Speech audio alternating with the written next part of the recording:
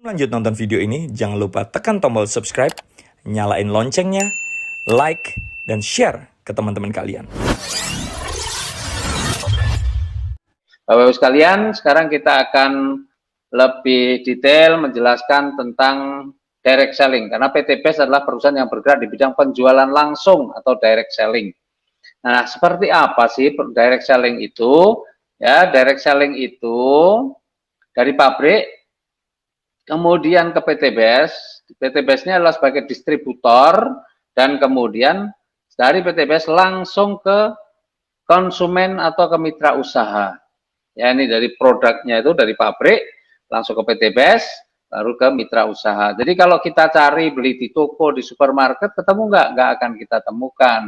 Bahkan iklan-iklan di TV, di koran, di majalah, mungkin di radio juga kita tak cari-cari, ya insya Allah nggak akan nemu iklannya produk-produk PT BES. Karena ini ciri-ciri perusahaan penjualan langsung adalah seperti itu. Nah, sekarang saya mau bandingkan ya antara perusahaan penjualan langsung dengan retail konvensional. Nah, kira-kira nih keren yang mana nih, gitu ya.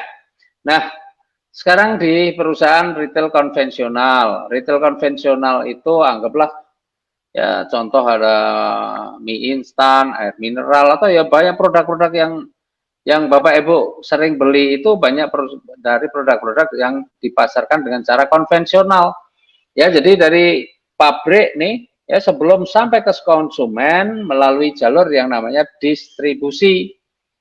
Nah, jalur distribusi itu bertingkat-tingkat, mulai dari agen langsung lah, kemudian ada agen provinsi, agen kabupaten, kecamatan, baru sampai ke toko atau pasar. Makanya kalau Bapak Ibu lihat nih ada kolpok bawa mie instan itu, kemudian Bapak Ibu stop mau beli, dikasih nggak? Nggak dikasih. Kenapa nggak dikasih?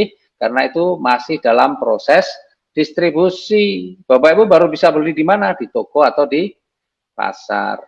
Nah, dari sini saja kalau kita lihat, karena melalui tahapan-tahapan seperti itu, di mana semua perlu keuntungan, maka kalau kita bicara harganya, itu pun sudah pasti terjadi kenaikan ketika Bapak Ibu beli produk, karena agen langsung pengen dapat untung, agen provinsi pengen dapat untung, agen kabupaten untung, kecamatan untung, bahkan toko dan pasar pun juga pengen dapat untung. Nah, itu baru dari sisi itu. Tapi kalau distribusinya sudah jalan, Bapak Ibu tetap aja nggak ngerti produk tersebut. Kenapa? Karena belum ada promosi. Maka di perusahaan retail konvensional dia melakukan promosi. Dan promosi ini besar banget biayanya, ya. Melalui media cetak, koran, majalah, ya, dan sebagainya. Itu berapa koran, berapa majalah yang dia pasang iklannya, wah itu biaya gede. Kemudian elektronik itu melalui radio atau televisi, wah itu juga bayarnya besar sekali. Kemudian pakai artis, endorse artis, bayarnya juga mahal lagi. Kemudian videotron, baliho, sales dan sebagainya.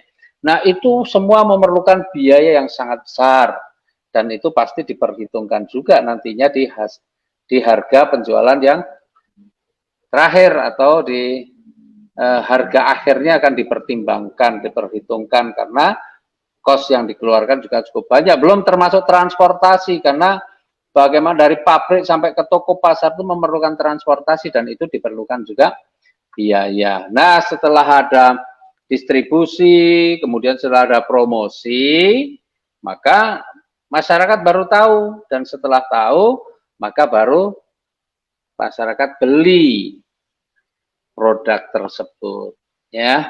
Tuh. Jadi prosesnya adalah seperti itu. Nah,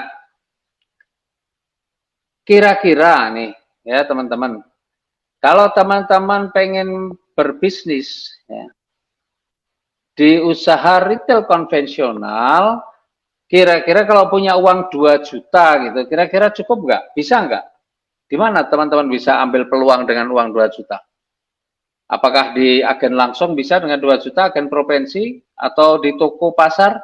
Saya kira 2 juta tidak akan bisa. Apalagi teman-teman mau ambil kuenya yang dipromosi. Ya, di media cetak, koran kita nggak punya, majalah nggak punya, radio nggak punya, TV nggak punya, artis juga bukan, videotron nggak punya, baliho nggak punya. Jadi sales pun mungkin kita juga tertolak karena sudah expired gitu ya. udah expired, karena biasanya sales itu masih muda, penampilan menarik kan gitu ya. Nah, sementara mungkin kita ya, sebagian di antara kita udah expired, udah lewat semua. Jadi kalau kita pengen berperan di retail konvensional, kita bisa ambil peran di mana? Kita hanya bisa berperan sebagai konsumen. Betul kan? Iya, dengan uang 2 juta kita hanya jadi konsumen. Nah, kalau kemudian kita jadi konsumen, mungkin kita senang dengan produk yang kita beli, terus kemudian kita cerita kepada teman kita, tangga kita, saudara, ada produk ini, saya baru beli mie instan nih, enak banget rasanya. Wah, temannya pada ikutan beli. Kira-kira Bapak Ibu dapat apa di situ?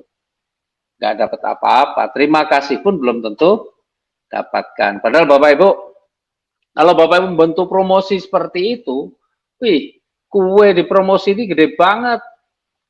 Bisa 40 sampai 70%-nya sendiri. Tuh, 40 sampai 70%. Itu kue yang disiapkan ya untuk bantu promosi. Ya, tapi di usaha retail konvensional Bapak Ibu udah kehilangan kesempatan itu. Kecuali Bapak Ibu punya uang yang banyak. Ya, punya uang mungkin puluhan juta atau ratusan juta, mungkin bisa atau miliaran bahkan. Tapi kalau hanya uang 2 juta, waduh berat. Ya. Nah, sekarang kita lihat nih di penjualan langsung. Penjualan langsung lebih simpel. Dari pabrik langsung ke distributor, ya, dalam hal ini misalnya PT BES misalnya. Nah, dan distributor langsung ke konsumen akhir. Ya, ke Bapak Ibu sekalian lah, ya. Nah, ketika Bapak Ibu sudah merasakan manfaatnya, kemudian cerita misalnya, membantu promosinya, nah, di penjualan langsung, maka Bapak Ibu akan dapat rezeki. Karena Bapak Ibu tidak hanya bisa sebagai konsumen, tetapi ketika Bapak Ibu mau menjalankan promosinya, maka Bapak Ibu juga berhak untuk mendapatkan kue bagi hasil yang ada di situ. Dan kue yang ada di situ akan diwujudkan apa? Diwujudkan dalam bonus, reward, dan sebagainya. Dan luar biasanya, ya, di penjualan langsung 2 juta juga bisa. Nah, jadi Bapak Ibu coba lihat, sebenarnya di usaha konvensional itu identik dengan modalnya besar dan resikonya juga besar. Mungkin juga potensi rezekinya besar mungkin.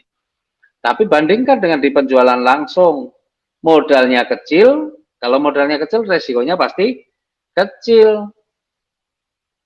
Tetapi hasilnya, ya, Bapak Ibu tadi sudah bisa lihat tuh buktinya, orang-orang dapat miliaran-miliaran itu hanya dengan modal yang kecil pun bisa. Maka ini jadi solusi, ya, ini bisa menjadi solusi untuk banyak orang, apalagi di kondisi yang seperti sekarang ini, di masa pandemi, masa COVID seperti ini, orang perlu solusi. Nah, itu Bapak Ibu